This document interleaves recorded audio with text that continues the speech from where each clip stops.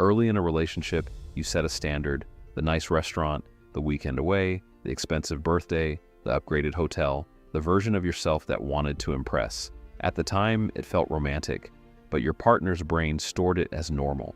And now anything less can feel like decline. A cheaper dinner feels like less effort. A smaller gift feels like less love.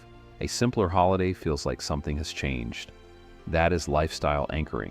You are not just buying a moment, you are setting a reference point. And once that reference point becomes emotional, reducing it feels like rejection.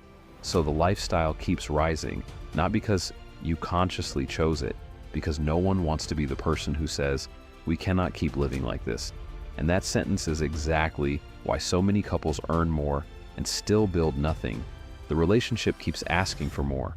More dinners, more trips, more gifts, more upgrades, more proof. But your future gets whatever is left. And usually there is not enough left to build with. That is the relationship trap. Follow and subscribe for more, and watch out for the next video in the Money Autopsy series, case file number 5, the relationship trap, coming out soon.